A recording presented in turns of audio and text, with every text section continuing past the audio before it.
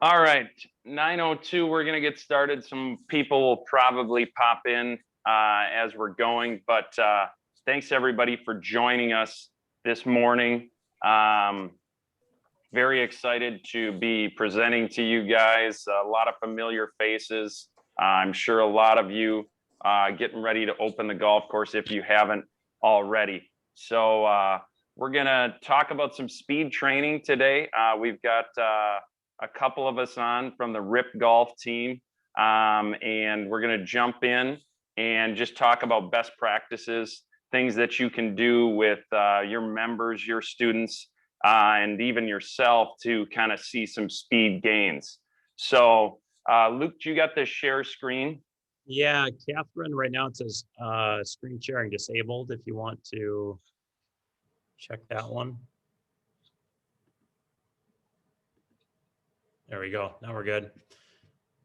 And as we're going here, we want this to be interactive. We've done a couple of these with the Dakota chapter with our juniors, and any questions throughout, just use the chat portion up there. If you've got questions, I'll be watching, and we'll jump in and answer those as we can. All right, our team. So our RIP golf team, obviously three of us on this morning. We'll start with Dr. Benoit. We can call him doctor now. He just got his doctorate about a month ago from the University of Minnesota.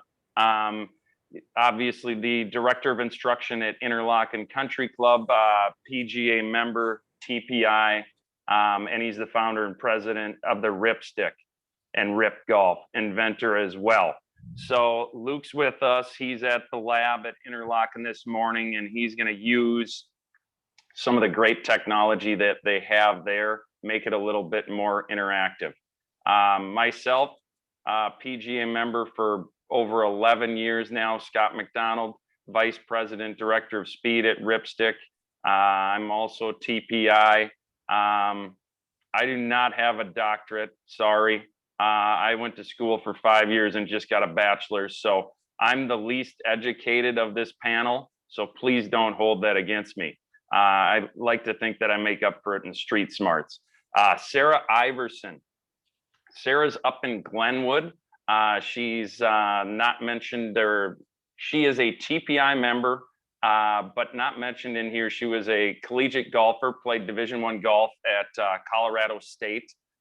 She's also certified on the fitness side.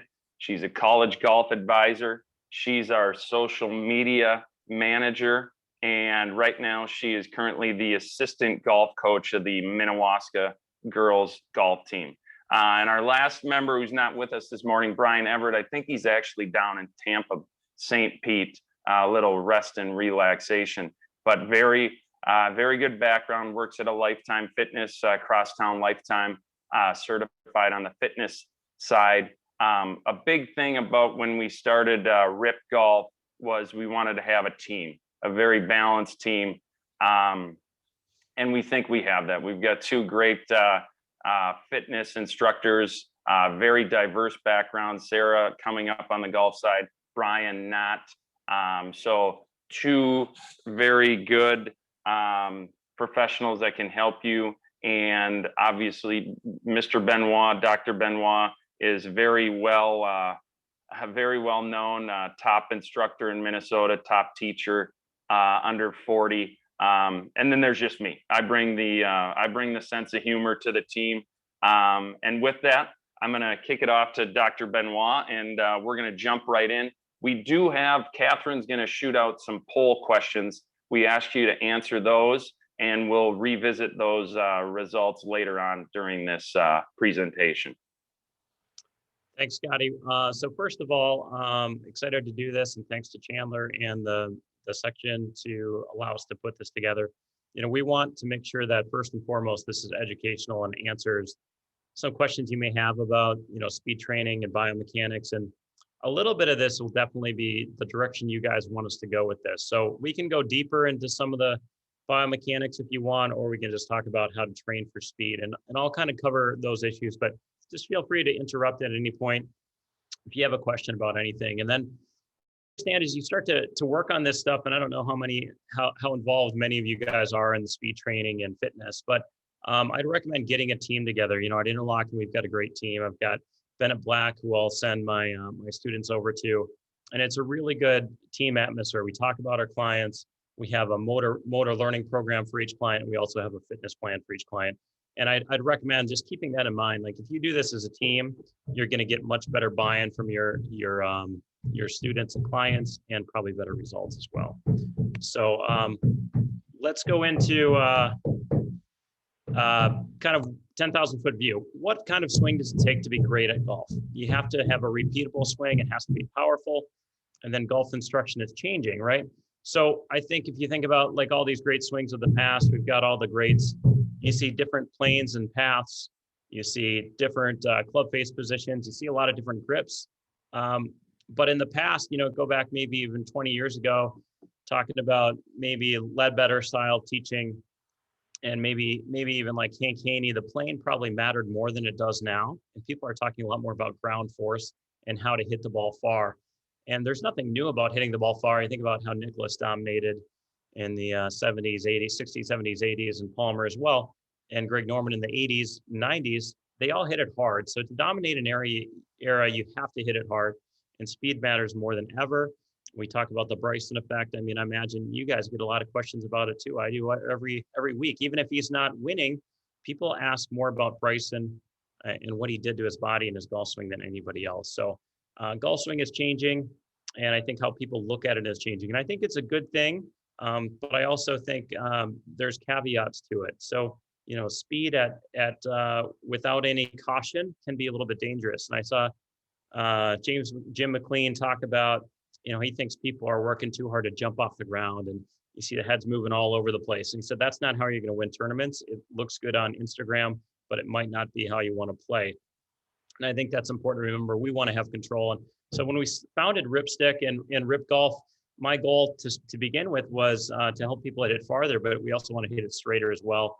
And I think that's what we probably do a little bit differently than our competition. So just a little background on it. I'm a research guy. So I want to know what's out there. And TPI, Dr. Kwan, McKenzie, Tim Lee have been some of the important sort of background pieces of our education that I've used very much in developing some of our plans and curriculum. And then we also develop our own sort of findings as well. And we'll talk about that on the next slide. So what do we have at Interlochen? I mean, I'm blessed to have a great facility that supports me. We've got K-Vest and Body Track. We've got V1, TrackMan, and Foresight. So we got everything we need to measure the body, the club, and what's going on during it. And we'll talk about that more as we get into it. And then we've created models that help us screen people well. And again, a lot of these are borrowed. It's not like we're reinventing the wheel on any of this. I'm just going off what other people are doing and trying to refine it a little bit for my needs and our needs. And then we created a tool. So the Ripstick began really the development. I started working with wooden dowels. And you'll see a little blurb on this in one of our Instagram posts. I started using wooden dowels about 8 years ago with students because I saw the research on it. That was even before Super Speed came out. We were training with wooden dowels of different weights because there's a lot of evidence to support it. It's used in baseball and other things. So we created the Ripstick, and it's a cool device. We have 45 PGA Tour pros. It'll be interesting to see how many in the Masters. I know it'll be at least 3, 4, 5, probably even maybe 20, 30. That once we get the final count. And we just got awarded Golf Digest Editor's Choice Award, and we were the only speed training product on there. So that's kind of a nice. We don't have to pay anything for that. Sometimes you wonder about how you get in, but they chose us voluntarily, so that's good. So what we do training biomechanics, and we do it for all ages. So that's a little bit about us. And let's talk about, why you need speed. This is the bombers versus the bunters. You think about the top fastest players out there, 15 players, and we're talking about the amount of money they win. It's a big difference, right? And if you look at the top 10 players in the world, how many of them hit it, at least 320? It's pretty much most of them, right? I think if you go back in time, Luke Donald was somehow relevant just a decade ago, hitting at about 270 yards at 265. And so that's an aberration in the modern age to be able to be competitive at that speed. Hey, one thing, Luke, if we could get everybody to mute their mics, it sounds like somebody's doing a construction project at home. You know, it's Dan at Interlochen. It's right across. It's in the other, right over there. Luke, can you mute your mic, please? Yeah, I'll let you carry on here for a second, Scotty, okay? No, okay. Yeah, for sure. I'll jump in because I actually had some good numbers. Just looking, we're talking about bombers versus bunters. I find it kind of funny. We look at the final four yesterday, the match play, and there's only one in the top 35 of driving distance, and that's Scheffler. The one thing that blew me away this morning is where do you think 300 yards of driving distance is on the list? What just put it in the chat. Where do you think that is? Is it 50th? Is it 100th? Is it 10th? How many guys average over 300? This number just blew me away, and I guarantee you, if we looked at it 5 years ago, it was probably half of that. And let's see, we got a 20. Nobody can cheat. Don't go over to 703. It's a lot. So yeah, put your guesses in there. Bryson's obviously leading the tour right now, 320 yards, 320.8 yards, but he's also leading strokes gained off the tee. And actually it's almost like 0.3 of a stroke that he's in front of Sergio. So as we bring up Bryson. So Luke, I know you don't know the answer to this, so I'm going to quiz you. What do you think 300 yards off the tee? Where does that fall in the pecking order on tour? What number? Like what percent? I bet it's like no. Like, would it be 50th on tour, 70th, 100th, 25th? Yeah, I bet now it's like 150th. 68. Really? Yeah. Yeah, but you look at yesterday, Billy Horschel, who averages 293 yards off the tee and won the match play, 128th on tour, which is crazy. Yeah. Those numbers are just, and granted, they're playing firm and fast golf courses, but still, those numbers are just staggering to me. So yeah, 68 on tour. So yeah. And I don't think those numbers are realistic at all in terms of how hard they can hit it if you put them on a driving range. I think any one of them, well, most of them are probably 20 yards longer than what their average is if they actually go after it, maybe even 30, right? So they're all hitting it hard. For sure. So an important question we always talk about, is it your training or is it your genetics that make you a long hitter? And some people say, speed is hard to train. And as an adult, I think that is true. But there's definitely some evidence, and Bryson just basically put it out there. He gained 40 pounds and 40 yards in something like 40 days, right? I mean, it was probably more like 100 days, but he put on some crazy distance. And where we're going next with that is, if you have good biomechanics and you're strong, you can hit it far. And so you got to find out where your weakness is. Are you not strong enough, or you have poor biomechanics? So I call it a biomechanically robust golf swing, and that means good sequencing is what it means. And so we're going to talk about how you can screen for it and predict it, which I think is a valuable tool in your teaching arsenal, and then how you can see it and use it with the tools you have. Because I'm lucky, and some of you have great equipment. If you've got a pressure mat or force plates, you can see it, but you can see it on video too. And I think that's important to understand how to look at it. So I'm guessing a lot of you already have some knowledge in this area, but maybe we can talk about that a little bit more.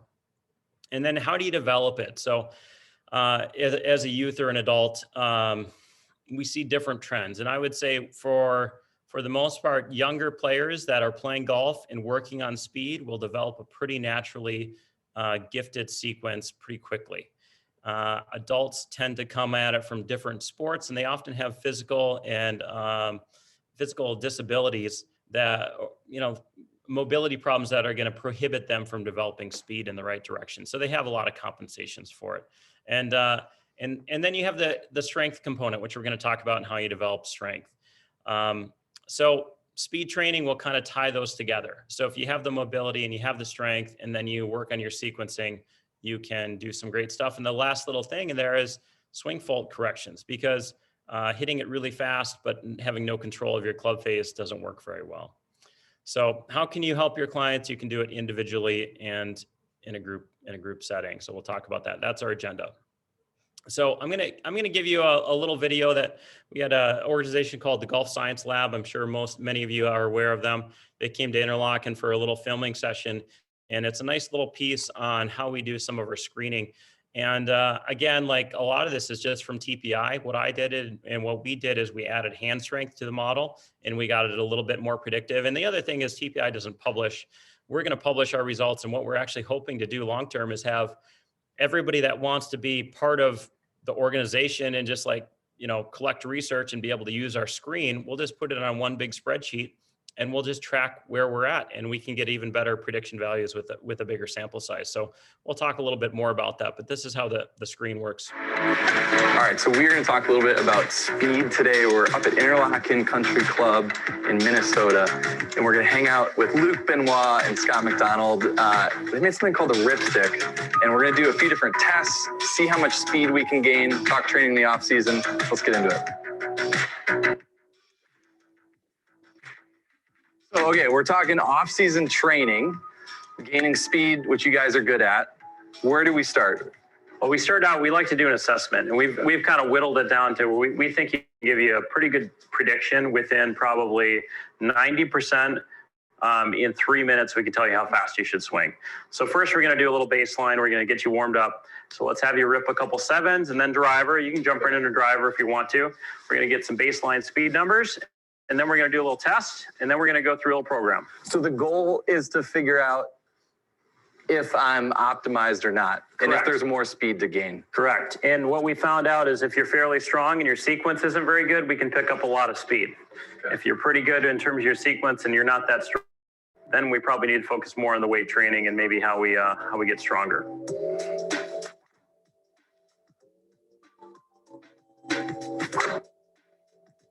So you hit a couple shots here. Let's look at the table here so we can get some kind of average numbers on your speed and kind of look at the last couple. We're seeing ball speeds right in that 166 to 170 range on good ones. Okay. And club speeds, let's look at our club numbers here. Yeah, you're right around 117, 116. Oh. And so pretty good distance. Obviously, you get it out there 310, 320 when you hit it well, right? Yeah. But you want more? Those club head speed numbers are up than I thought they'd be. Really? I guess I'm just swinging well today. Well, one thing to know, Foresight measures differently than TrackMan. Okay. So TrackMan's probably 3-4 less, and that's just how they measure it. Interesting. So you're probably more. What do you trust then? Well, to be honest, Foresight's probably more accurate, but it doesn't matter. Either one works as long as the baseline's the same. Gotcha. So, interesting. So let's do a couple tests for you, Cordy. Let's run through we have a real quick, we can do this in 3 minutes. We're going to find out how strong you are. And we're going to do your hand strength. So see how strong your hands are. It's actually a really simple, but very predictive little tool. Okay. We got a medicine ball toss that's chest pass. Yep.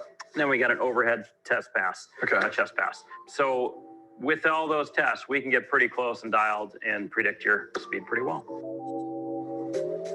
Good. Okay. So 109.8 solid. There we go. So 116. You're actually stronger left hand. Can I try again? Let me try. Are you sure? I don't believe that. You're not going to beat that. There we go. Similar. So real similar. 112. Nice. All right. So we're going to pace it off. 1, 2, 3, 4, 5, 6, plus a foot, 19. So a decent number there. So like this? Yep. And sit up? And sit up. Okay. 1, 2, 3, 4, 5, 6. So that's about 18. All right. Next one's going to be our vertical. One step and just touch the wall. Nice.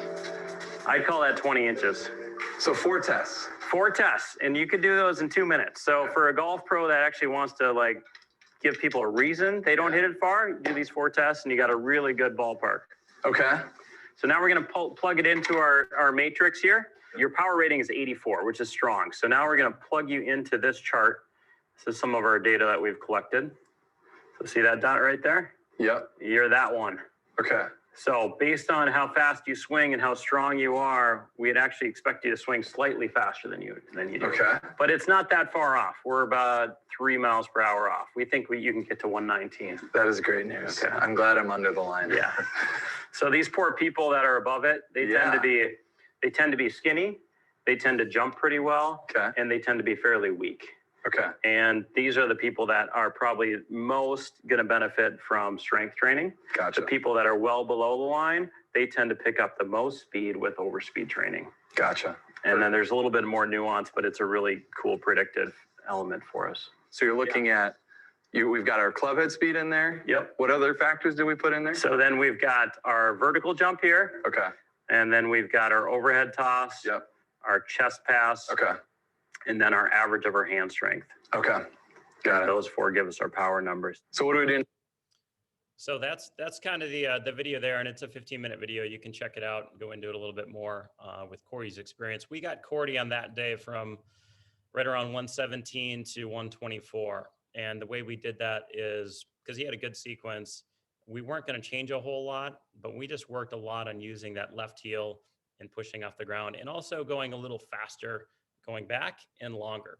Almost everybody will benefit from that, assuming they have decent shaft length. So you don't want to always add length to a swing if the shaft lane's not great, but Cordy had really good shaft lane, so we were comfortable adding a little length to it, give him a little more time to load up, and also just use the legs better. And with Cordy, it was a little bit more, we were more concerned with injury and tilting back. So let's go on. Here's the matrix, and here's kind of the model we've used. It's about strength and mobility and then sequencing, and we're going to talk a lot about this as we go into it. And then you guys all know the impact dynamics very well and how important that is to help your players gain distance. And in a first lesson, when you have an average amateur come in, you may be most interested in teaching them about how to fix their slice and hit up on the golf ball to get distance. But you can start speed training right away, thinking about path and face while you do that. So that's kind of the matrix in the model we've created, which again, we're happy to share. I think it's a good tool, and it's really powerful. If you have somebody that comes in and says, I feel pretty strong, why don't I hit it farther? It's really fun to be able to show them this is why. So, all right, so let's talk about strength and mobility and the fitness side of it. So I'm going to bring in Sarah here. Sarah, you want to run away and try to answer why we screen people? Yeah, so kind of how the process works is after I get an analysis of your swing, I like to then take you through a fitness assessment. So it's really important why I do this is because, all of you know, as an instructor, if you keep telling your students to do something differently in their screen or in their swing, but they physically can't do it, that's what the screen will show me. So I take them through the TPI assessment, and which is a handful of just quick moves, but it'll show all of your limitations. And then those limitations we can work with to try and better using exercises instead of just trying to fix a swing that cannot be fixed because they physically cannot do, they physically can't rotate their hips anymore, or their posture's poor, or they have tight hips, something like that. That's what a screen shows. And then from there, we can really target exactly what they should be working on so that they will see results in their golf swing. So I'm going to bring in Scotty here too. Scotty, you've got some, let's call it some hip dysfunction. You want to talk about that a little bit? I'd like to give you some grief over that. Yeah, no, and I appreciate during that Cordy video when you said most people above the line are skinny, jump pretty well, and are weak, that you didn't mention me by name.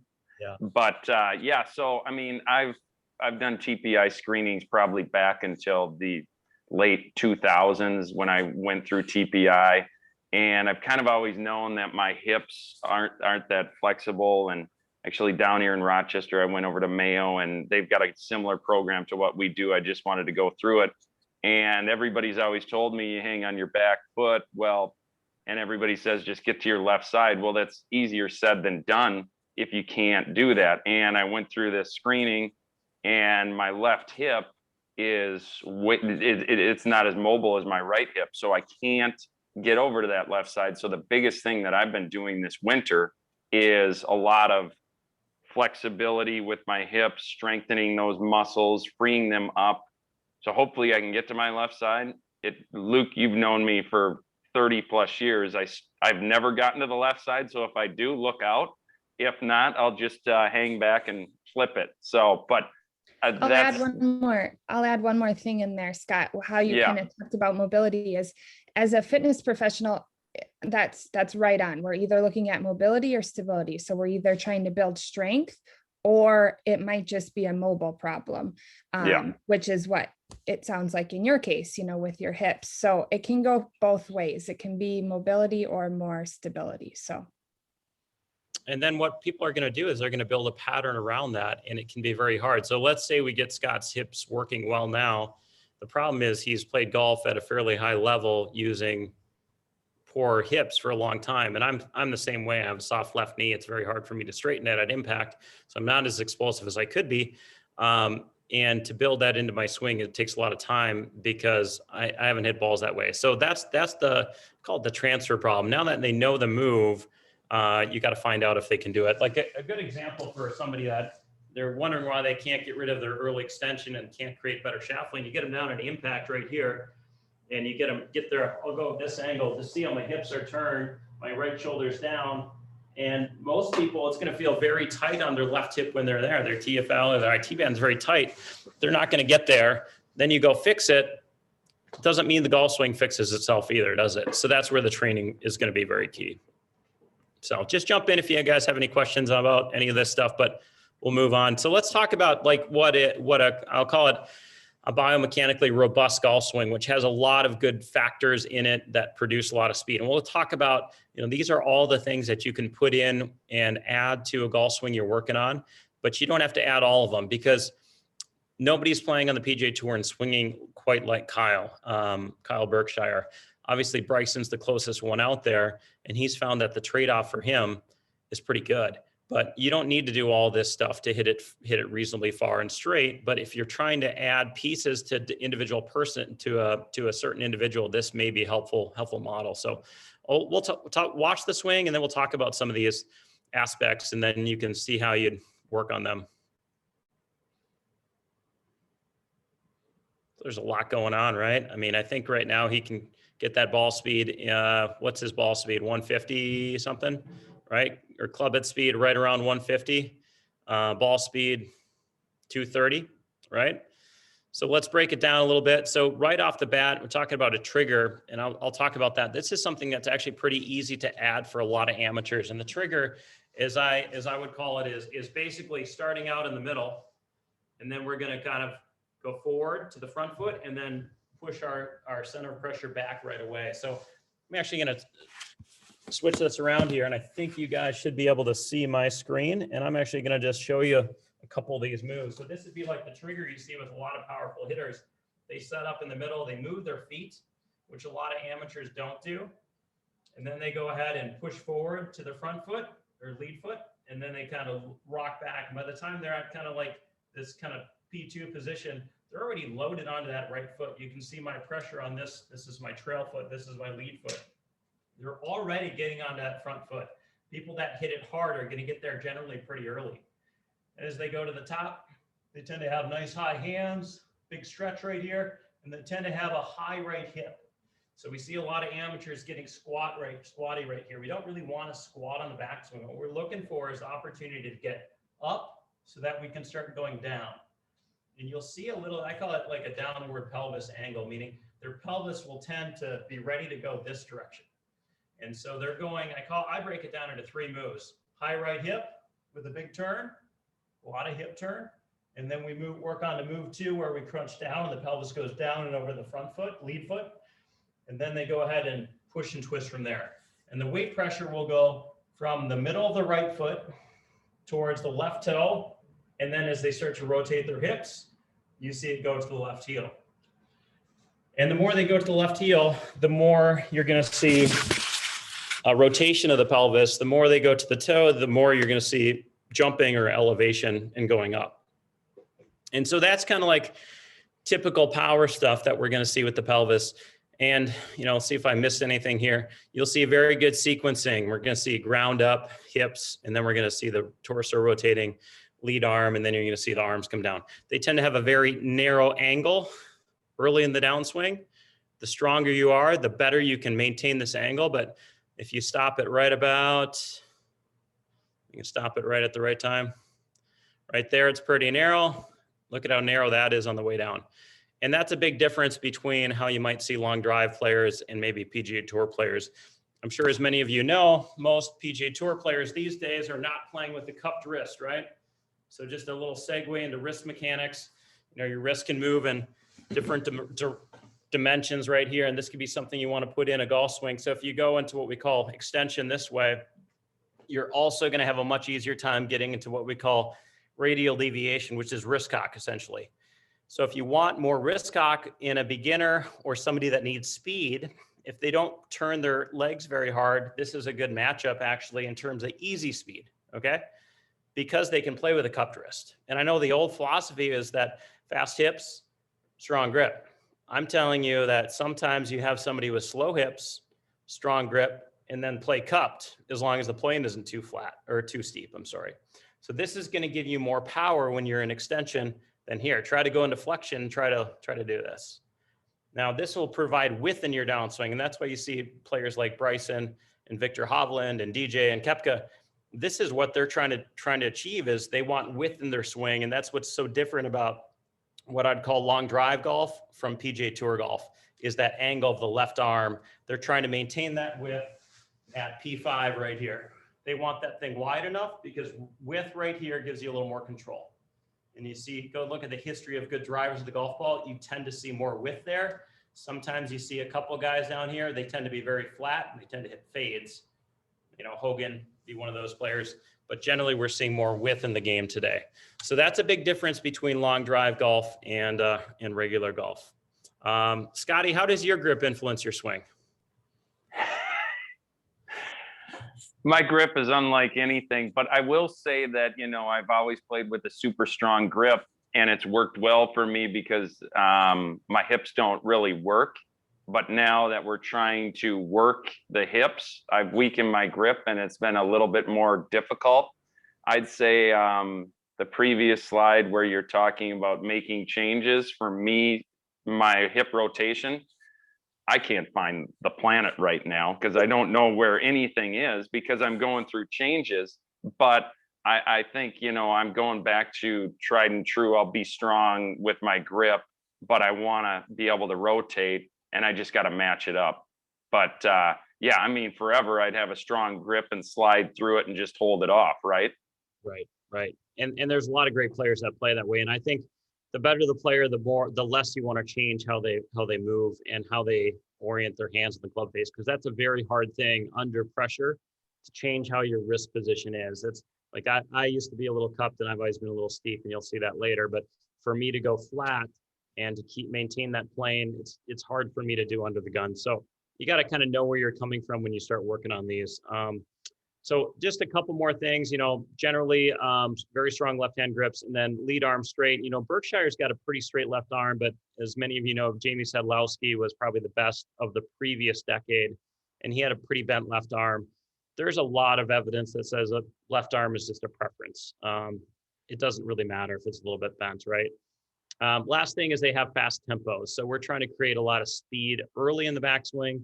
They call it the stretch reflex. You're trying to get that club up there and load. And then just before you're loaded, that's when you start your lower body. So any questions about that? Fire away. So let's talk about now, we talked about the optimal model of long drive golf swing. Let's talk about how speed training and how it works. So it's basically neural adaptation, meaning you're teaching your body to swing faster because you're swinging something lighter. And it's a pretty natural process. The body's going to respond to the task at hand. And you can learn implicitly, meaning all you're trying to do is swing fast. You're not even thinking about your body. If you give somebody something that's light enough for them, and you just say, go ahead and do some rhythmical swings like this, which is a lot of how I train people, is just get the feet rocking back and forth and do some continuous swings. You'll start to see some fairly awesome patterns develop for a lot of people. And a lot of people are so ball bound, meaning they're so intent on hitting a shot that they actually don't create rhythmical patterns that create speed. And so the question here is how much of that can be learned implicitly and how much is explicit. Explicit means like rule-based, meaning I have to think about it to make it happen. And we like to teach with implicit tools as much as we can. And that's why ripstick and speed training is so powerful, because people tend to learn faster to swing harder when you tell them swing hard, swing with a lot of intensity, and go ahead and use your feet well. You see a lot of great things happening in their sequence. So that's what I see, just in terms of the value of getting into speed training, is you can create a lot of speed in a short amount of time, because you're going to unlock some good sequencing stuff there. Scotty, you've been working on speed training yourself. I've done so myself. How much speed have you picked up when you've started to work on it? Yeah, I mean, I can say that like a month ago when I last tested, my speed was up to like 122. Granted, that's without a golf ball, and that's with my driver, and it's with that sports speed radar, which is probably a little inflated, but it's faster than I've ever swung it. I've been playing a lot of golf lately and not much speed training, so I'm sure it's down a little bit, but I can tell, that doing speed training, my swing gets longer, which is another flaw that I have. My swing gets almost too short, where I can't load and get all the power that I'd like to have. So speed training for me lengthens it. And like you said, it gets you into, not so ball focused. Yeah, for sure. So let's talk about, tips for speed training, and we'll talk a little bit more about kind of different kind of protocols later, but just 3 general rules are 1, just go in there with intensity. Even getting your heart rate up is really important. You want to swing as hard as you can, but warm up first. I should put that out there. Get warm and then go ahead and do your intense speed training. And then you need rest time between it. So you can have your heart rate up a little bit. Elevated is fine. I don't know if you guys have heard, but like Bryson wants his heart rate up pretty hard for a long shot. So you want your blood flowing. And TPI talks a lot about this idea of contrast training, meaning contrast training is like activating your whole body and actually lifting something hard. Like if you ever try to do 10 push-ups or 20 push-ups as hard as you can, and then just rest for a minute, get your heart rate back down, you'll probably swing faster. I used to find out when I'd play a hard game of ping pong before, I got all my neurons firing, and I was so much faster when I'd start to do that. So you need to get this intensity going. You want the fast twitch going. So you want to get your body activated, and then you swing as hard as you can. If you're going through it half-assed, you're not going to get as much out of it. You have to absolutely rip it when you're doing it. You can think about your swing flaws when you're doing this. And that's kind of the trade-off. Like we'll see a video, like I don't want to be super cupped. I want to actually bow it a little bit at the top. So I do think about that. And I know it sacrifices some speed, but I am thinking about mechanics. And that's what's probably different, I think, about our philosophy compared to maybe super speed. They're talking about just swing as hard as you can. Don't worry about mechanics. I kind of disagree with that, especially for adults at times. So choose the right cues. Like here's a general, let's talk about some common swing flaws and how you may kind of cater the program to individuals. So let's say you have got somebody that's outside in. Then one thing you could do is increase their hip turn going back. That's going to give them more range of motion, but it will also bring the path more inside out, right? So somebody like Scott, let's say Scott's struggling with this path and he's getting a little outside in with it, and he doesn't have a long swing to begin with, and he has good shaft lean. Let's turn those hips more in the backswing. And then you set up a chili whacker or external cue station so they can swing out on it, right? Let's say they have a poor wrist set and they're laid off at the top, which is not real common, but you do see some people that they go so bowed and laid off that they actually don't cock the wrists. Again, when you're in flexion, you're probably more likely to be an ulnar deviation versus radial deviation. You're not cocking your wrists as much. And so what you want to do is strengthen the lead hand and then cup the wrist at the top. So you're neutralizing the club face change you made. Because if all you do is cup it, the face will be wide open. So you're also going to strengthen the grip so that it matches up, right? Let's say you've got somebody whose attack angle is down, then you focus on pushing off the lead foot harder because they probably don't do that. You've got to find out if they have a vertical. If they have a vertical and they don't use it, it's going to be easier. But if they don't have a vertical, you better get them in the gym and start doing some plyometrics so that they can actually push off the ground.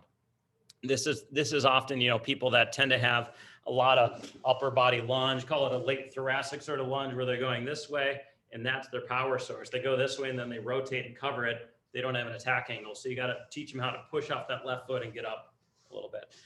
Let's say that attack angle is 2 up. Then you got to work on just eating the ball and covering the ball with the chest.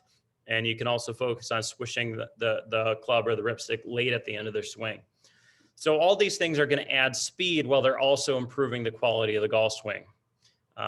Let's say their hips are not moving well, then you need to create resistance band or use alignment rod to remedy that situation. So that might be a little bit of training off the golf ball, different ways to do that. We could talk about that a little more later.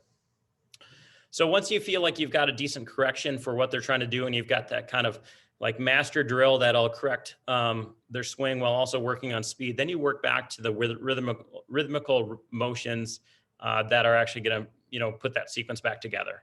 And it may take a while for some people. Again, you're trying to rewire stuff for adults that you get people in their 40s, 50s, and 60s.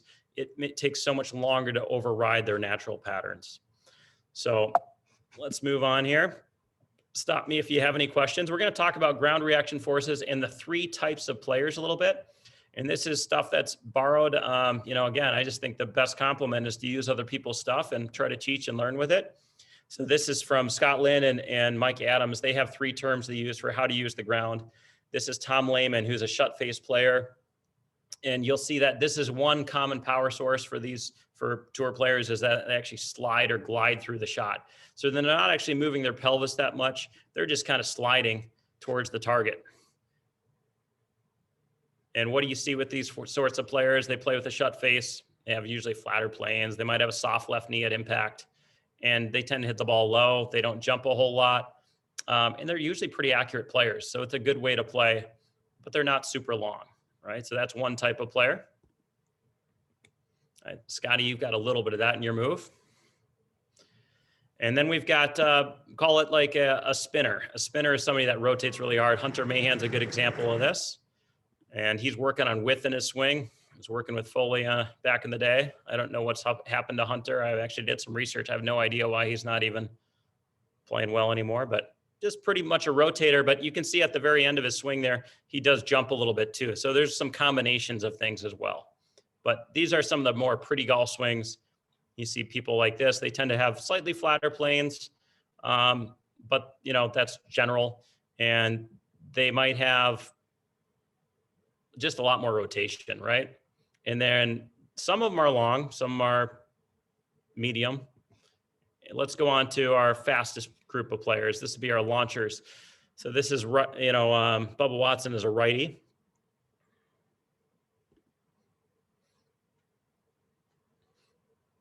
So there's a small lateral right here, moving to the front foot, and then he's just going all up at that point. This is Peter. Control the shoulders, get off that lead heel, get yourself fully turned. From there, as you start back down, don't be quite so anxious to get onto your lead side. Watch Bubba now, he's gonna drive up off of his right leg, drive his left shoulder, in this case, as we're looking at it right-handed, to the sky. Almost everybody who hits it far gets that left shoulder working vertically through the hit. Bubba does it so much that watch his feet. He just comes off the ground there. So that's kind of your 3 different power sources. And what you find is that this will be the most explosive one. It's also going to lead to a pretty upward attack angle. And where it can be dangerous, it would be like a steeper swing, right? So if you have a steep swing, anytime you're moving up and down, we tend to see it get a little bit steeper when I'm going right here and getting down to the ground in that transition. So I can load into the ground. I've really got to manage the plane. So people that have these super high hands and tend to go like this, they got to release that angle. They tend to early extend a little more or jump, and they tend to flip it a little bit harder. So they will often play with a slightly more open club face. So those would be the 3 types. And then again, kind of going back to our long drive model, the long drive model puts almost all these together, although less sliding, more rotation, more jumping, would be kind of the typical patterns there. Minolta Biz on Swing Vision cameras. So now I've got an example of, how just training for speed is not always going to produce good direction. So we talked about the 3 models, right? The 3 models, and those are tour players. there's no right way to get speed, but what you have to do is as you're gaining speed with your students, you have to make sure that they can, keep it on the planet. So matching patterns is key. So hey golfers, we get the question sometimes, should I swing as hard as I can when I'm training? Yes, but I still think you can think about mechanics. And the example I have here is, this is me swinging as hard as I can. See how my elbow gets stuck behind me? I get a little cupped in the downswing, and my downswing points down at the ground, so it's too steep in the transition. As a result, I drop under the plane and flip it. It's not a very controlled swing. That's me swinging at 120, but this is a better swing. This is trying to feel a flatter left wrist, and I'm also playing with a weaker grip, I should add. But trying to bow that wrist and look at that transition, see how that plane shallow is quite a bit better, and it's not snatched down and pulled down. So these are the things that you find out as you're training for speed. You may still want to work on mechanics. Just because you swing as hard as you can doesn't make it efficient in terms of accuracy. So look at how much better my release is when I'm doing that gamer swing versus the flip long drive. Go from 120 to 115, but I get a chance to hit a fairway.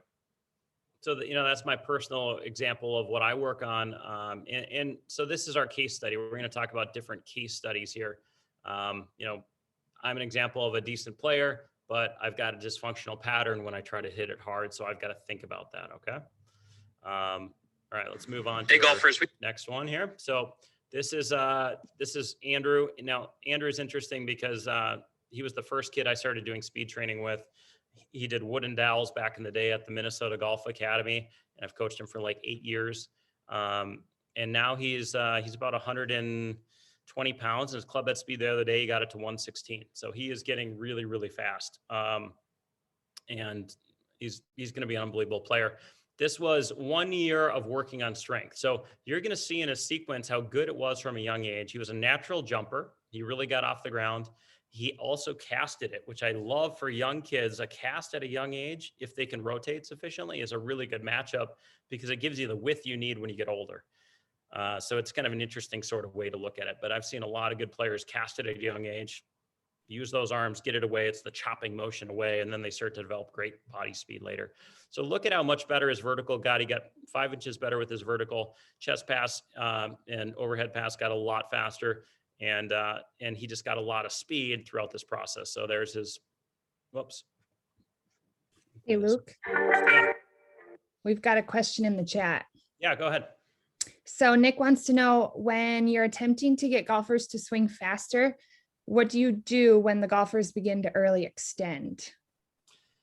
Yeah, you know what I do? I really try to get them to do a lot of drills, getting their head and chest down right here.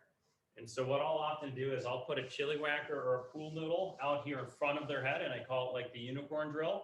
And I'm going to have them start out top down. I'm going to get them up here, and then I have them poke their head right down on that unicorn and then swing around their body.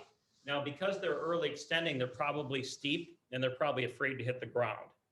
Those usually match up really well together. So what you want to do is have them, again, swing above the ball. So 6 inches above the ball while they're swinging fast, and above the ball, chest down, go ahead and eat the ball and swing above. So it would kind of look like this. This would be my first level of training. Top downs, above the ball. Top down, above the ball. And it's amazing when you tell somebody to swing above the ball, you know what happens? Their club goes back here because they don't want to hit the ground, right? And I also have them do a lot of swings on their knees, because that'll teach them how to get their forearms, basically pronating around and rotating around their body much better. So good question, Nick. All right, we'll go back to Andrew here. 7-iron here.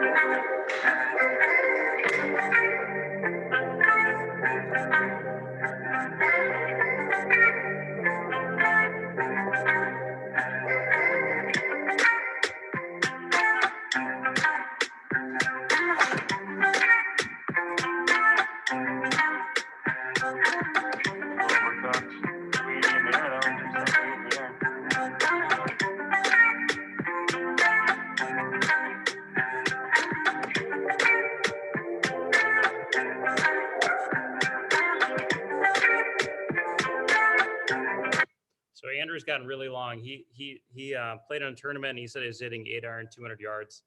It's crazy how long he's hitting it. He's just a little guy, but he's always done speed training from the first day that we worked together. it was like, we're doing speed training, we're just going to keep hammering it. And he hits it a country mile now, and he's not even that big. So, so kind of going back to, remember that chart we talked about and kind of laying out the plan there. Andrew has always been above what we'd predict. And would I want him to stop speed training? No, we've always done it 3 days a week. We don't do too many reps. There's some overuse injury potential there with kids like Andrew, but I'll keep him doing that even though he is above, because you're going to gain speed anytime you continue to do overspeed training. So it's been valuable for him. But once he got strong, he hit puberty, and the biomechanics were like crazy good. And then he got strong, and then he hit an absolute mile. And that's what you'll see kids like that. They'll go from like, Andrew went from like 92 miles per hour to like 115 in about like 14 months. So crazy speed gains. All right, so here's a total beginner, and here's how I might, I guess we got the poll coming up here. Hey guys, wanted to show you. You guys seen the poll here? There we go. Okay. Yeah, we got the poll. All right, good. All right, so here's Jill. He's total beginner. How you can train beginners with using the right footwork and getting power with ripstick. So here's a beginner named Jill. She came in. Here's her pattern to begin with. You can see there's a lot of weight on the back foot. And we got this pressure mat here from V1 Body Track. Take a look at how on her backswing, the weight's actually going about 50-50. And then it's actually going to the trail foot right here at the follow through. So there is, for a moment, it's actually going to the lead foot. This is the lead foot. And then it goes to the trail foot on the follow through, and not a whole lot of speed there. You can certainly see the back foot's on the ground. So interesting thing, if you look up here at this velocity trace, take a look at this. The rate of change here, the lateral rate of change is actually negative. It's going the wrong direction near impact, and not a real positive velocity tracker. So that white line represents how the weight's moving from one foot to the other. And it's very interesting. She literally had the exact opposite pattern As far as force going to the wrong foot. that we want. Now take a look with the ripstick.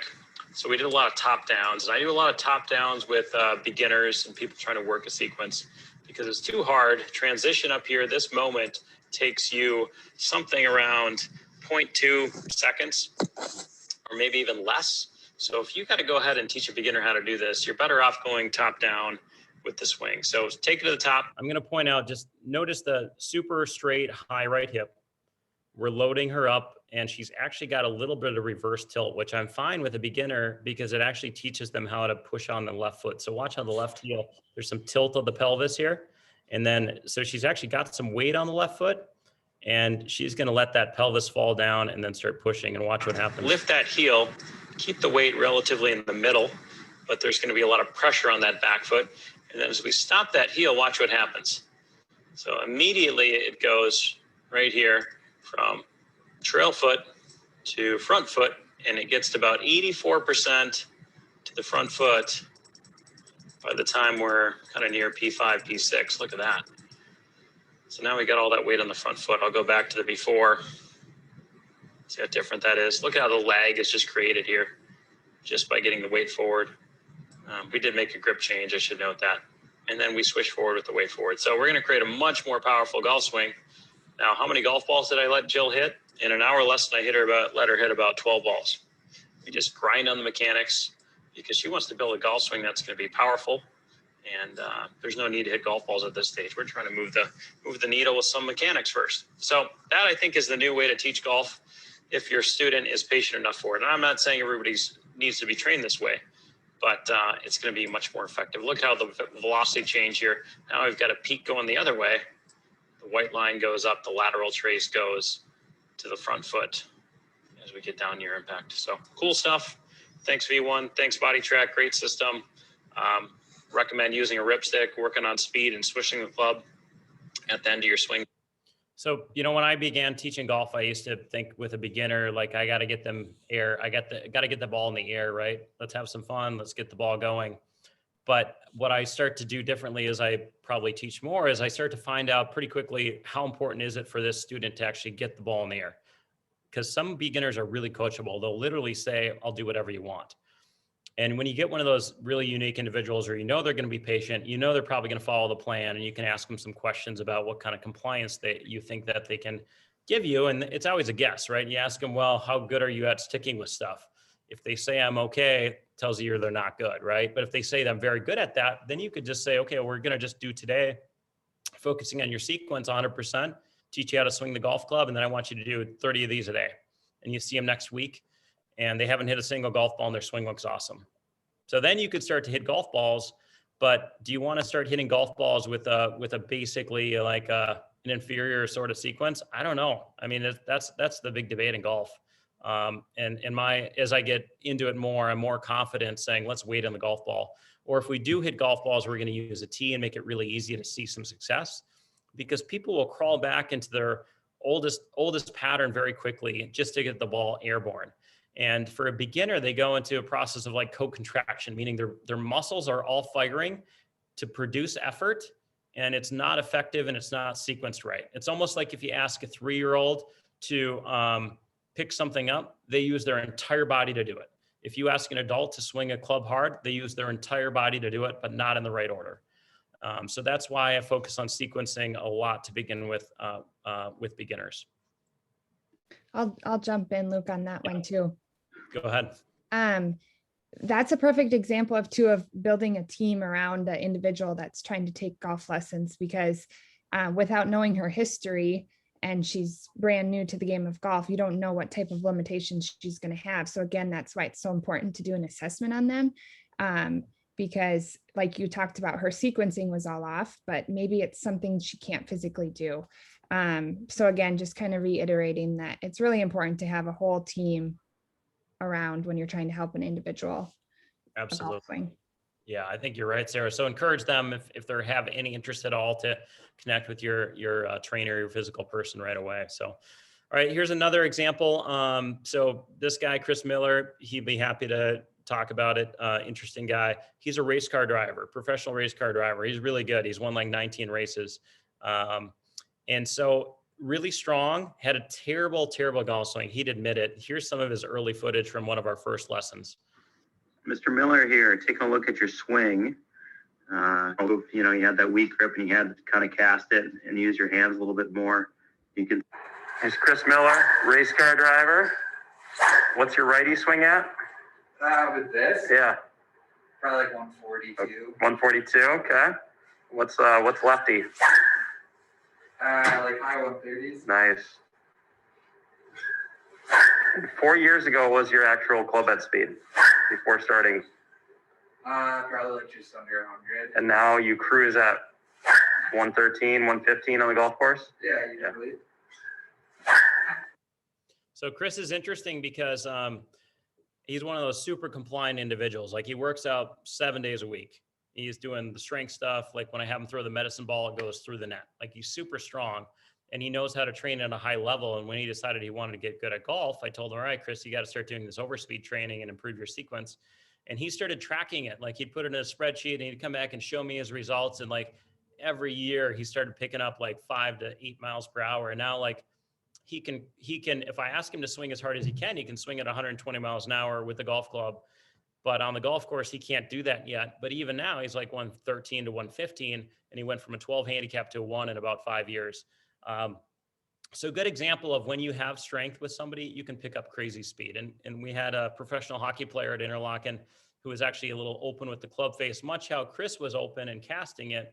This guy was open and kind of fighting it. And his club head speed went from 117 to 135 in 3 months because now he didn't have to fight the ball going right. So we know these sequence patterns, it's all kind of a chain reaction.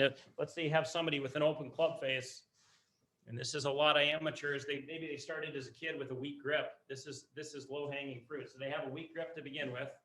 They play with a club face that looks like this on the way down. So what do? They learn how to throw it, and they learn how to stand up and get a little power by pushing off their foot, but they're not rotating much at all. And so you see very little rotation. There's not a whole lot of speed or lag. It's all about matchups. And so once you get their club face closed, progressively, you can start to turn on the speed, teach them how to rotate and actually get some lag. So that's a great example of like a 4 or 5 year journey with a guy that needed to learn how to close the club face, lag it, train for speed, got really fast. All right, so here's how, you know, I got a warning sign for some people that just want to control what we call the degrees of freedom in a golf swing. So degrees of freedom is like how many basically loose joints you have or movements in a dimension. So if you think about degrees of freedom in an arm, you got your shoulder, it can go 3 directions, your elbow is 2, and your hand is 3. That's 18 degrees of freedom. And there's this thought in golf, and I'm not sure there's a whole lot of, you know, some people just think, well, we got to keep it simple, and they don't want a lot of moving parts, right? You hear this all the time, limit the moving parts. Well, be careful the moving parts that are useful. And so we talked about, like, I'm a big fan of with good players, I don't like to see a whole lot of this at the top because I don't think that's as consistent if they hold it into the downswing too long. I like to see more of that. That's my preference because I think that's the way the tour players are going. But here's an example of Michelle Wie at 14. Look at her beautiful pivot off the golf ball, unbelievable rhythm, and she was hitting the ball an absolute mile for the size and strength she was. And yeah, I mean, you could argue the most talented woman for a short period of time in the game, right? And then look at on the right, this is after working with Ledbetter for many years, look at how short her backswing is, and she's trying to lock up her hips. And I think that's a big change of what we've seen in golf now is we're not trying to lock up the hips. The hips aren't something that we need to coil against. This idea of what we call X factor, which is turn the shoulders way more than the hips in the backswing. It's not important, actually. What's important would be the stretch factor between those segments on the downswing. And you can really cripple a player if you actually take away all that. And you notice how she's squatting in the right hip too. There's not a whole lot of right hip going up. It's just completely locked. So this is how you can, you know, be careful and you know, make sure you don't cripple people and have them lose speed. And I wouldn't say that her swing alone is what caused Michelle Wie's demise. I'm sure her injuries, she had some wrist injuries, are a factor as well. But you know, don't take away natural patterns that are powerful because athletes need to be athletes and we want to train athletes. Sarah, you had a comment the other day. We were talking about, like, you know, where do you draw that line? Because you're not an exceptionally long hitter. You're longish, but your sister is longer than you. How do you decide when to add speed for your game? And do you have any comments there? Yeah, it's tough. I mean, obviously we know the trend in golf is the farther you hit it, the better, but you still need to be able to score, right? So at the end of the day, what truly matters is, you know, what the score is on your scorecard, not how far you hit it every time. So we were kind of going through this. We thought, you know, as long as you're hitting at least half your fairways, it's time to start speed training. So you can start hitting it farther. Because again, it's important that you first find the fairways and then you learn to hit it far. Yeah. And it, just because you're training for speed doesn't mean you have to use that swing on the golf course too, right? So like I'll get almost all my juniors, even if they're kind of crooked at a young age, I'll work on speed, but it's not always the swing we're going to use on the golf course, swinging as hard as I can. And again, you build in those components. The beautiful thing about training with a ripstick or a non-golf club is you don't have to be perfect and you can focus on mechanics. Because you guys probably have heard the term ball bound. Like hitting a golf ball can change so many patterns, and it makes it very difficult for us to actually focus on the mechanics we want to do, because the golf ball will make us hit the golf ball, right?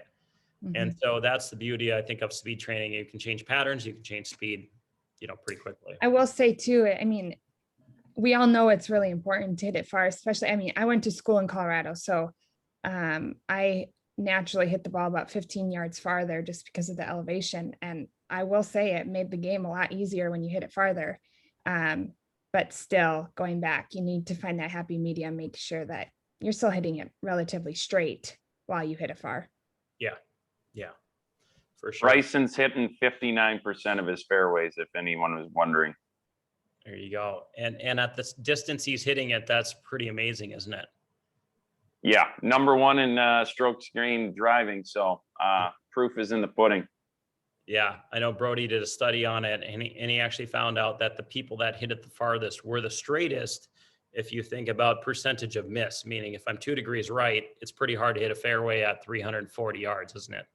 So distance actually isn't a bad thing for accuracy for that level of play. So we'll talk a little bit about like our speed training methods. You know, we start out with, for people that want to just jump on our website and dive in, we just have a generic plan we call Fast Track Level 1, and it's all free. You can just jump on our YouTube page and see it. So it's a simple training plan. We do off the knees. We do both directions. You're always doing bilateral training, so you're not weak on one side. Just keep in mind when you're training bilaterally and you're swinging left-handed, you're working on the muscles that help you stabilize and decelerate for the next sequence to go. And so when you saw Chris Miller, the race car driver, he's working on both sides. He does that all the time. And people that get strong both ways will improve dramatically on their dominant side. So like for me, when I started doing it, I was around 110, 112 right-handed, and I was around 90. And then one summer I played a lot left-handed and did a lot of left-handed swings. Now, like if I'm going all out, like I got to 120 the other day, and my right-handed or my left-handed swing is like 112, 113. So it's not that big a gap. And I think that's a big part of it. So that's what we see with almost everybody. It's almost like when I get somebody that lefty swing is terrible, I know we have actually a low hanging fruit here. We can pick up a lot of speed. So make sure you're always thinking bilateral training. So that's, basically this is our fast track, real simple, Now, get them on the knees. Swing around your body as hard as you can. Got that little blue swing radar down there. That's a good one to encourage people to get. Try to keep your head fairly level. Sometimes people will have that head move back a lot as they do it. You're going to go dominant. And you'll find if you have somebody that's a little bit steep, they're going to hit the ground right away. And so give them a target, maybe even put a pool noodle out there at about 8 inches or a foot in the air and say, try to hit this, because they're going to hammer the ground. The ripstick is tough, but we don't want it broken, right? So it can happen. Side 3, and then we go non-dominant. Swing as hard as we can again.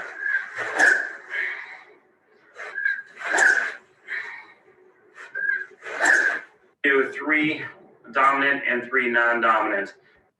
And now I'm ready to do my last set up on my knees. So again, we're going to start no weights, exercise sequence without a backswing. So they don't actually give you a chance to work on to beat.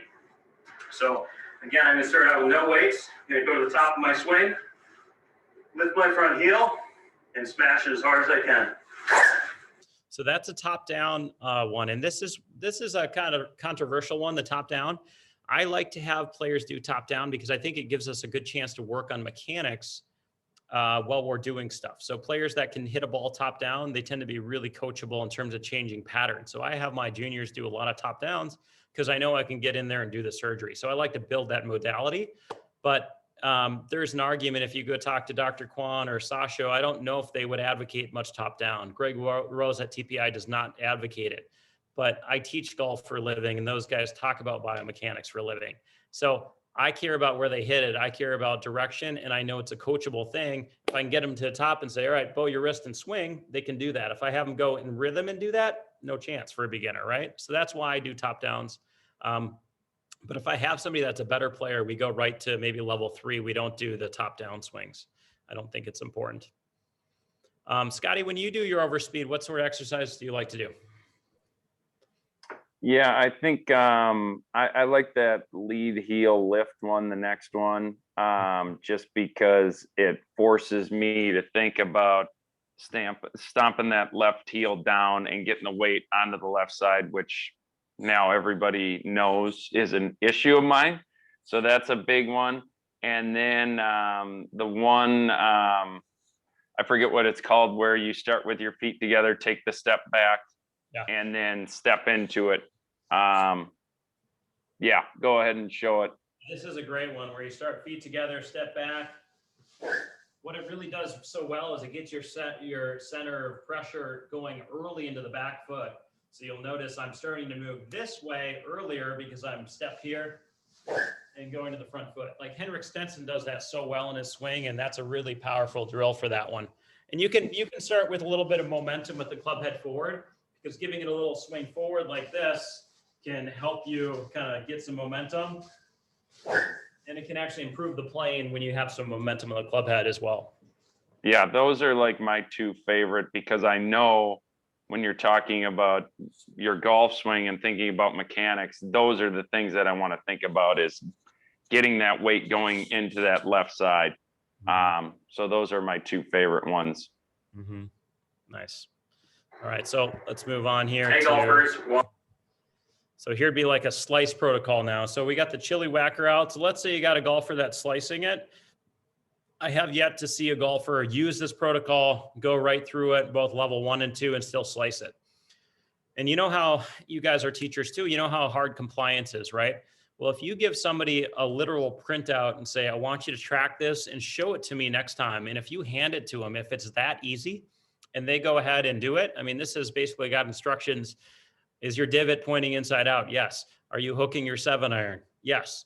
Are you hooking your hybrid? No. Next week, it'll be hooking hybrid. Yes. Am I hooking driver? So you teach them how to do it and you give them a kind of a log sheet because people don't have accountability, right? It's a really hard, natural thing. If you ask them in a conversation, hey, will you do this for me?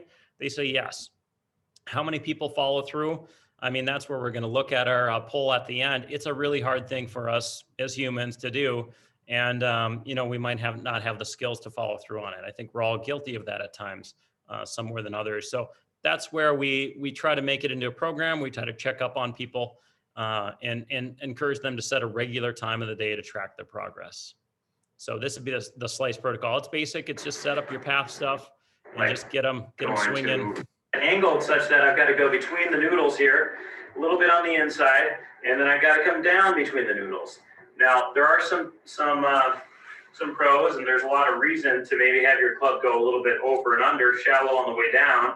If you want to work on that, you can. If you want to keep it really simple and just go through it on the way back. And so you could design that station however you want to, but at the bottom it's swinging out. And I think all the research points towards external cues are the best way to change a path. I think almost everybody would agree with that now. It's not tucking your elbow necessarily, unless the elbow is literally the problem. Thinking about the path at the bottom may be the most effective. So those are some of our kind of swing fault fixes, and we've built them around the most common TPI swing faults that we've seen to build patterns. So let's move on.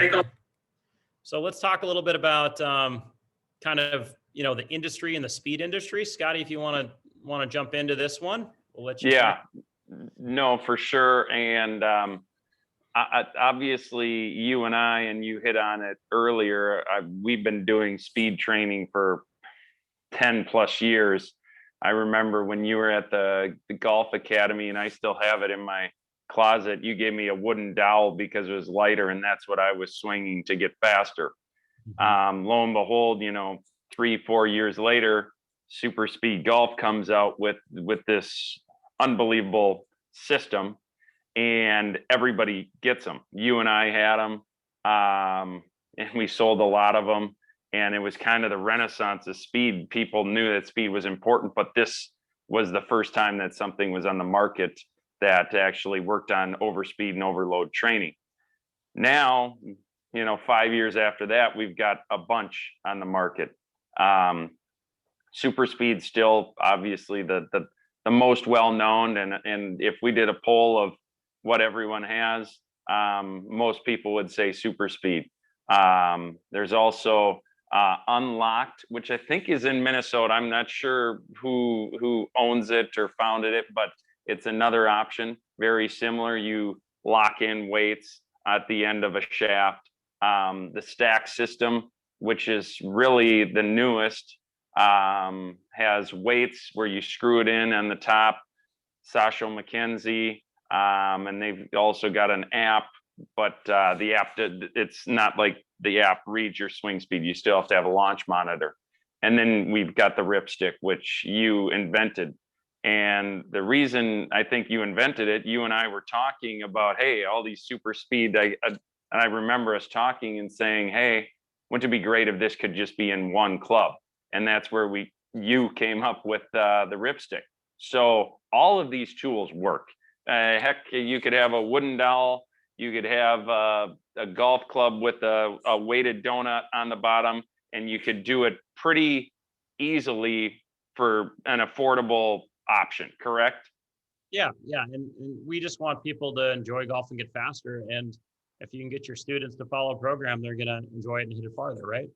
Yeah, and I think using any of these tools, even homemade, and the biggest thing, and Sarah would agree with this, even on the fitness side more so, if you stick to a plan, you're going to see results. And that's the biggest thing I think for all of us on the golf swing side. Any change we're making or any fitness plan, if they don't stick to the plan, it's not going to work.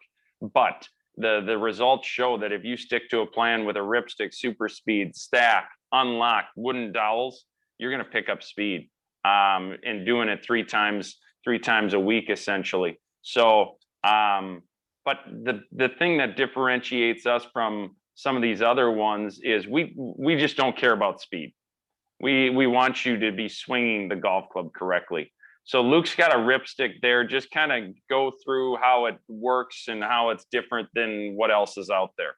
Yeah, I think ours is, I mean, we won the Editor's Choice Award from Golf Digest, and I would say it's because it's really simple. It's also somewhat, good to look at. It's a beautiful product, and you can put the weights in, see how quickly you can do it, lock them in, good to go, super safe. There are other products up here that Scotty's listed, and some of them, they have safety warnings. There's no chance of this thing ever hurting you because you got gravity going in this direction. So we're not worried about or centripetal force going this direction, right? And then we've got some holes on the end, which makes it swish. So if you're working on lag, it's just like swished at the end. And that was really important in the design because we wanted to be able to train lag and teach people basically it's such a simple way, but they can hear where the swish is. Do you want to try to cast it? Some people do. Cast it back there, make the swish earlier. If you want to lag it, swish late, and you'll be amazed at how that works. And then you've got a counterweight cap on the end, which is 60 grams. So that's a cool little addition. And I actually like swinging it with that extra weight on both sides because I like a little counterweight to it. The swing weight can get really, really heavy if you've got all the weights in and you don't have the counterweight cap on there. So you can use that in different ways and do some more experiments. We're continuing to gather research on it. I'll be the first to admit we haven't figured it all out about what's best. Like it's actually probably easier to lag it when you don't have that counterweight cap in because it's heavier and your wrists will tend to set more in the downswing, a little more float load if the club has more swing weight. But we haven't collected enough research. And then the argument would be, well, are you trying to train the pattern? Or are you trying to work away from the pattern and overcome the pattern? So again, we're still collecting research on that. I will tend to do, for people working on lag, I will tend to leave the counterweight cap in. I think that's more representative of how a golf club will work with the swing weight it's at. And it comes in different sizes and colors too. I mean, we've got, we're going down, we used to have 5, now we're going down to 4 different colors and they're different lengths. So junior golfers, and if you think about your junior golf programs, like I'd certainly recommend like making it 5 to 10 minutes of every junior program because kids love it. They actually enjoy putting these little weights in. Like it's super cool for them. We've had a lot of kids that are like, yeah, this is a fun part of my training is to try to make the thing swish and learn how to take those weights out. They kind of get a kick out of it and you just print off some plans and it's a fun little exercise for them. And you'll be surprised how much better the sequences look. Because one thing I see with junior golf is like, they're so focused on hitting the ball that they hit it with their whole body and they don't actually swing the club. And so they're not developing a very good sequence from a young age. So I do a ton of top downs with kids to make it work. All right. So here's kind of our model. Scotty, you want to talk about this one too? Yeah. So I think a lot of people actually this is probably a good time to pull in those poll results if Catherine has those. Yeah. Catherine, if you're on, you want to take a look? Oh, the poll has closed. Here we go. Have you ever tried overspeed training? Yes. 38% no. 62%. Okay. And then let's see. How do we see number 2? Here she comes.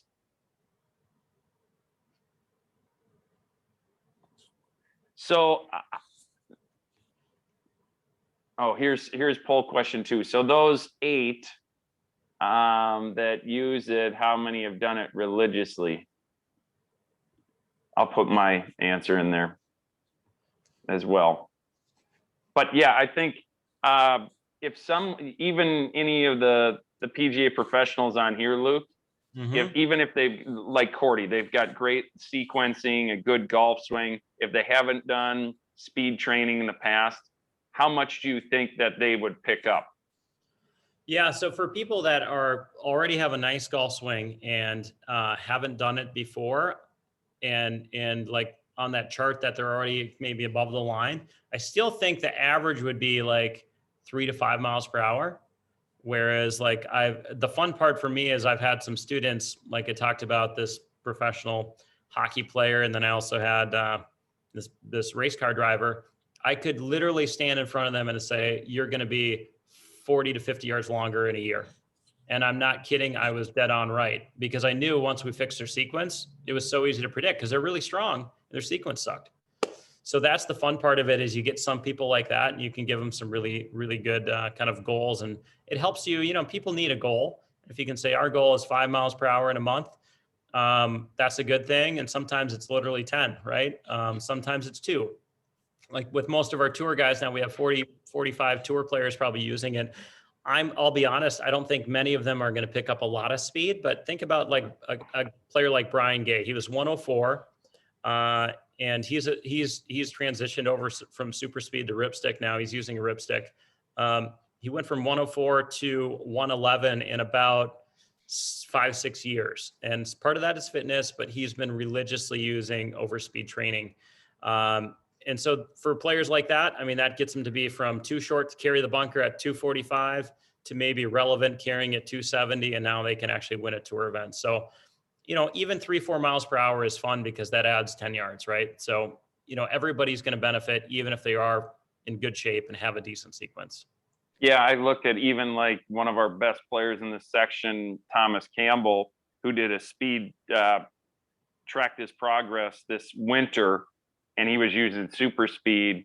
His progress was crazy. He was, I think he went almost up to 120 club head speed, and he started around like 113. So, I mean, and that's a collegiate golfer, played professionally for a while, really good mechanics, but stuck to the program and really, really saw results. So essentially what Thomas did was what we've got on the screen here is just a speed course. And super speed offers it. You could do it with any of these training aids.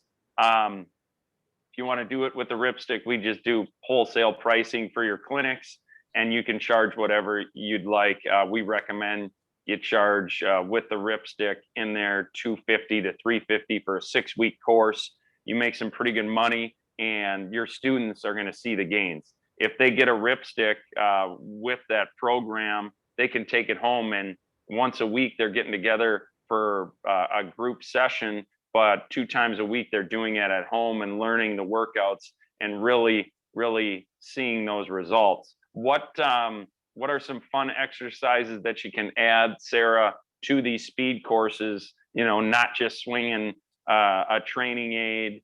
What can you do? Yeah, you see that kind of in the bottom right. Anything that's going to gain you power. So some of those exercises would be like a med ball throw, rotational med ball throw. So when you're chucking a ball at a wall, it kind of mimics the golf swing. 360 jump, if you're not very good at that, starting with a 180 jump, and then moving into a 360. A baseball throw, trying to throw it as hard as you can, as far as you can.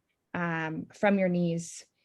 Anything laterally is going to help your golf swing as well. And kids like doing all of those. Anything with jumping and throwing as hard and as fast as you can, kids love that. Mm-hmm. Nice. Well, let's see here. We got maybe one more slide. We've got one question quick too. Yeah, fire away. So Nick wants to know, does the length of the ripstick matter when developing swing? Because he's got a few students that travel a lot. And so to be consistent with their training, they'd like to be able to travel with it. So I'm sure you'd recommend the black one, but for travel reasons, could they use the yellow one? Yeah. I mean, our competitor, the Stack, they've got one that's hybrid length. And our rationale is that we want the most similar thing to what the driver is, which is why we recommend just whatever driver length you have, get that length stick. but we've had lots of people that want to swing in their house. So we recommend the yellow one for in the house. It's more like, 5 iron length, and you can swing it in your house. What you may want to do is, instead of doing no weights, 1 weight and 2 weights, you're going 1 weight, 2 weights, and 3 weights, because we have more weight options than most of the other products out there. So you could just start, because it's all about swing weight, right? And trying to be 10% lighter and heavier than maybe what normal is. But yeah, you can use whatever length you want, to be honest. I think the results will be pretty good with anything. The key thing is changing the weights from lighter to heavier. What other questions do we got out there from the gallery? Fire away. Yeah, any questions about speed training, ripstick, anything along those lines? Yeah, we really, if you guys want to be a part of it, we really want to make sure that the pros are benefiting. So we've got a good affiliate program. You're going to make basically $20 per sale to all your students. And what we ask is just give us a code. So it could be the name of your course, could be your last name, and then you can give that to your students. We set up an account, and then every time your account gets to $100, I just Venmo you, which is pretty simple. So you could do that. You could also do wholesale pricing at $135. I think we've had, now probably a dozen courses in Minnesota already kind of get a 6-pack of them. And we've had a couple already sell out. So they do sell pretty fast as soon as you get them in front of people. We put the, shiny colors on them, because if you put them in a bag near your checkout there, people ask what they are, and you can give them a very quick spiel, and you're gonna sell some. And knowing that we have 45 tour pros out there using it, I think is good validation. And you can talk about that Golf Digest Editor's Choice Award. We're the only one that won that in the golf speed training category. So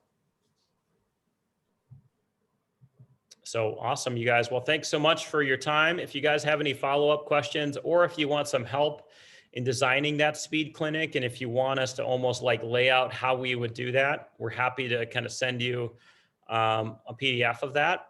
I would start out with an introduction. You're going to do your baseline, and then you're going to go ahead and give them like level 1 for first week, kind of talk about how they can do it, how they should set up a time to do it. And then you see them the next week and sell some sticks as you do it. You could get a bunch of sticks, and they could come and use them at your facility, or they could buy one and use it at home too. So it's a good way to make some money. Honestly, it's not a very difficult way to make $300-400 an hour, and your students benefit, because it's such a wonderful thing to be able to hit the golf ball a little farther. And you would be amazed at how many, you guys already know it, but if you get a 50-year-old amateur and they can hit it 10 yards further, they are just enjoying golf. And this is all about growing the game and having more fun. And if you can hit the ball a little farther, you're going to have more fun. And especially with the demographics that golf is entertaining right now, we got a lot more business travelers around, and people that are playing more golf. It's a great time for them to get after it and gain a little more speed, and they're going to enjoy golf more when they hit a little farther. Awesome. Well, thanks everybody. Again, reach out if you have any questions, and I appreciate your time. Thanks, you guys. Appreciate it.